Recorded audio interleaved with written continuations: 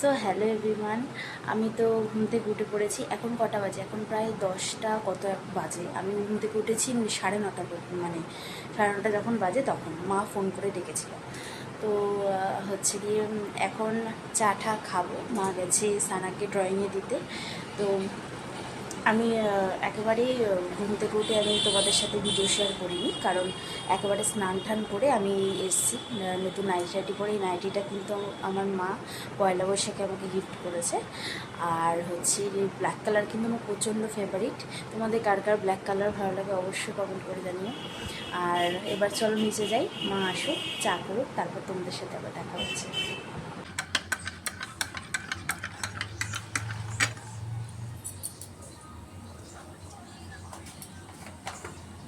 কী হয়েছে? এরকম জায়গা ছোটো বলে রান্নাঘরটা এরকম, তো কী হয়েছে যে সিঁড়ির তলায় কেউ রান্না করে না? আমার শ্বশুরবাড়িতেও এখন আমার রান্নাঘর ছোট, পরে ঠিক করে হয়তো করব, তখন ঠিক করে হবে। কী হয়েছে তাই? কিসে খারাপ রান্নাঘর?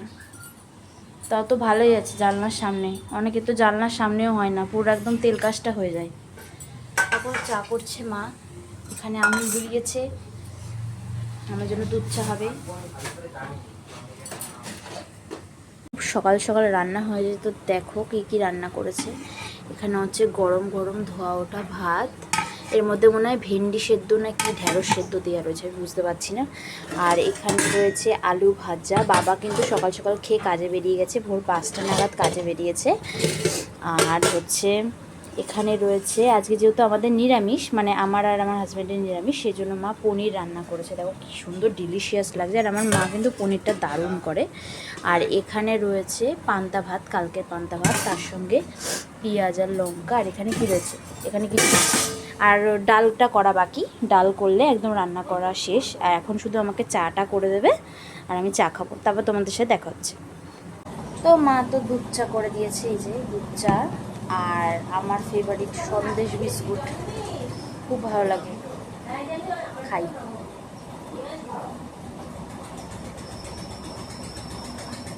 আমার হাতের চায়ের থেকেও না আমার মনে হয় যে আমার মায়ের হাতের চাটা আমার বেশি ভালো লাগে। কারণ সত্যি কথা বলতে এটা ন্যাচারাল, যে মায়েরটা তো ভালো লাগবেই। এত বছর খেয়ে এসেছি, আর এখন তো সেরকমভাবে খাওয়া হয় না, এ বাড়িতে আসলেই খাওয়া হয়। তো মিস করি মায়ের হাতে রান্না, তারপরে চা। আর আমার হাজবেন্ড আজকে চলে যাচ্ছে বলে, পলাশ আজকে চলে যাচ্ছে বলে মা বেশি কিছু রাঁধেও নি। আর যে কদিনও থাকবে না, মাংস টাংস কিছুই আনবে না, ও আসলে তারপর আনবে।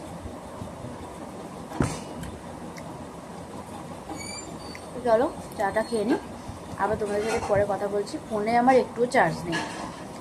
চলো টাটা। খেতে দিয়ে দিয়েছি, ওকে দেখাচ্ছি না কারণ ও এখন খালি গায়ে রয়েছে। ও আবার একটু পরে বেরিয়ে যাবে, একটু রেস্ট নেবে বলে ওকে তাড়াতাড়ি খেতে দিয়ে দিয়েছি। মার তো শরীরটা ভালো নেই, মা একটু শুয়ে রয়েছে। ঠিক আছে চলো, পরে আবার দেখা হচ্ছে। এই যে এখন কটা বাজে? এখন 4টের বেশি বাজে। এখন 4টের বেশি বাজে। তো বলেছিলাম ও আমাকে রেখে চলে যাবে, তো চলে যাচ্ছে আজকে। আবার মঙ্গলবার আসবে। ট্রেনের টাইম হয়ে গেছে, এখন তাড়াতাড়ি করে বেরোচ্ছে। চলো টোটোতে উঠিয়ে দিই ওকে, চলো বাইরে যাই, তারপর তোমাদের সাথে দেখা হচ্ছে। বাইরে চলে এসছে, এখন টোটো দেখি। আমাদের এই জায়গাটা পুরো পাহাড়ের উপর পাহাড় হয়ে গেছে, হাঁটাই যাচ্ছে না।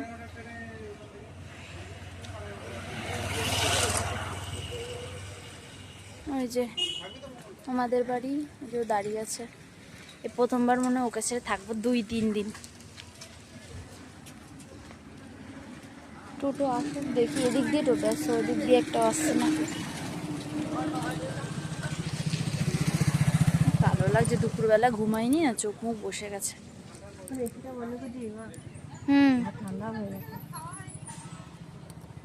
এসির থেকে বেরোলে যা গরম লাগে এখন বুঝতে পারছি, খুব গরম লাগছে বাবা।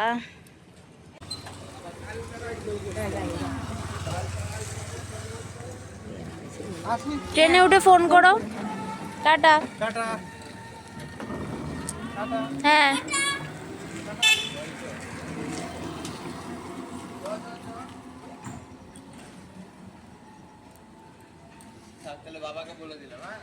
ও তো চলে গেল, আর কি বলবো। তো চলো এখন উপরে যাওয়া যাক, বিকেলবেলা একটা জায়গায় যাব। তো বিকেলবেলা আবার তোমাদের সাথে দেখা হচ্ছে। কটা নাগাদ বেরোবো? 5টা নাগাদ বেরোবো, প্রায় বেজেই গেছে। 4টে কত বেশ বাজে, ও 4টে কত ট্রেনটা বেশ ধরবে, 4:45 না কত ট্রেনটা বেশ ধরবে। তো চলো যাই এখন উপরে, মনটা খারাপ লাগছে। ও আবার মঙ্গলবার আসবে, এসে শুক্রবার আমায় নিয়ে যাবে। আমার দিদির মেয়ে এখন বড় হয়ে গেছে, আগে কত ছোট ছিল, দেখলেই এখন মনে হয়। এখন যাচ্ছি ওই পাড়াতে, আমাদের একটু দরকার আছে, একটা জায়গায় যাচ্ছি। তো ও তো চলে গেছে, মনটা একটু খারাপ। ওর সাথে কথা হলো, ট্রেনে উঠে গেছে। তো যাই দেখি, মা আসুক। বিকেল হয়ে গেছে এখন।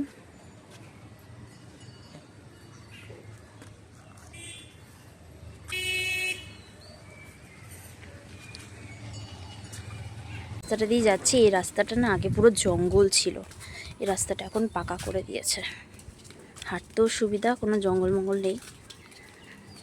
ওই দেখো আমার বড়দাদের বাড়ি দেখা যাচ্ছে, ওই যে এসির যে ইয়েটা মেশিনটা, ওই যে দেখা যাচ্ছে, ওইটা আমাদের বড়দাদের বাড়ি। এই যে গলিটা যেখান দিয়ে আমরা যাচ্ছি, এখানে না আগে এত বড় বড় বাড়ি ছিল না, এখন এখন এত বড় বড় বাড়ি হয়েছে। এই যে আমার মা যাচ্ছে, এই দেখো কত এঁচড় হয়েছে, দেখো কত এঁচড়। অ্যাকচুয়ালি আমি এঁচড় মেচড় খাই না, সত্যি কথা বলতে পছন্দই করি না। তো চলো যাওয়া যাক। এখন চা করবো, এখান থেকে আসলাম, লিকার চাই করবো ভেবেছিলাম, দুধ চা করবো, কিন্তু লিকার চাই করবো, মার শরীরটা ভালো না, মার দুধ চা খাওয়া পুরোপুরি বারণ, ওই জন্য লিকার চাই করবো। তো চলো চাটা করি। মা জগে তো জল নেই, জল জল ভরতে হবে। হ্যালো, এটা আমার দিদির মেয়ে।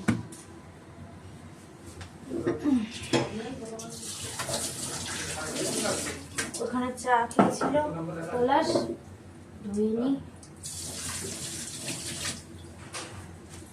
দাড়ি পেকে গেছে।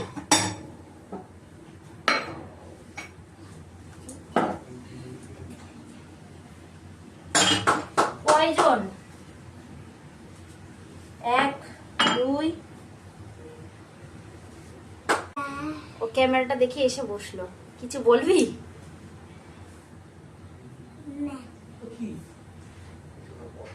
বল, কিছু বললে বল। তুই স্কুলে গিয়ে কি কি করিস একটু গল্প কর।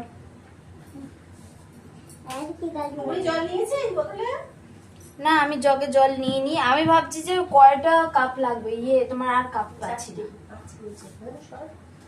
জলটা দিবি যাচ্ছে, আমি জল ভরে। ওকে ওকে এখন পড়াতে আসবে আমার দিদির মেয়েকে, তাই এখন বই টই গুছিয়ে দিচ্ছি, স্টাডি টেবিল গুছিয়ে দিয়েছি, আর ওকে চুল টুল বেঁধিয়ে একদম বাঁধিয়ে একদম রেডি করিয়ে দিয়েছি।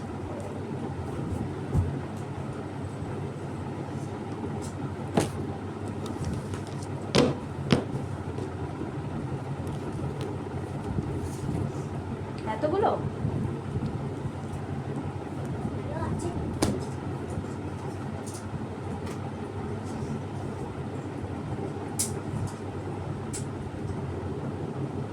এটা কি অ্যাবাকাস?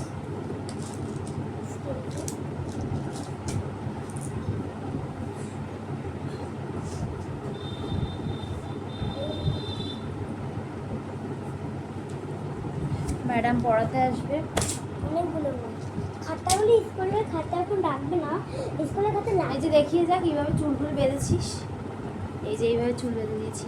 চুল তো এখন বড় হচ্ছে, চুল মুখের সামনে পড়লে ওর খুব অসহ্য লাগে, গরমের জন্য মুখের সামনে সবসময় থাকে চুল, ওই জন্য বেঁধে দিয়েছি। যে এখন বসে পড়, ম্যাডাম আসলে পড়তে বসবে। এখন তো রাত হয়ে গেছে, বম্মাদের বাড়িতে গেছিলাম, তো ওখানে কিছুক্ষণ বসেছিলাম, কথা টথা বললাম। তো দাদা ফোন করেছিল আমাকে, বলছে যে পলাশ চলে গেছে, তো মনটা খারাপ, একটু আয় কথা টথা বলি, ওই জন্যই গেছিলাম। তো ওর সাথেও কথা টথা হলো, আর এবার শুয়ে পড়বো। আজকে তো মা আঠা সবার সাথে শোবো, মা, দিদির মেয়ে, আমি একসাথে শোবো, আর বাবা মামা নিচে শুয়েছে। তো চলো, তো বলো ব্লগটা কেমন লাগলো অবশ্যই। আর অবশ্যই প্লিজ প্লিজ আমার চ্যানেলটাকে সাবস্ক্রাইব করো, ফলো করো, আর সঙ্গে থাকো। ডেলি ব্লগ আসবে, কোনো অসুবিধা নেই। আর পুরো ব্লগগুলো দেখো তোমরা, অবশ্যই লাইক কমেন্ট শেয়ার করো। তো চলো, ব্লগটা কেমন লাগলো অবশ্যই কমেন্ট করে জানিও। তো টাটা।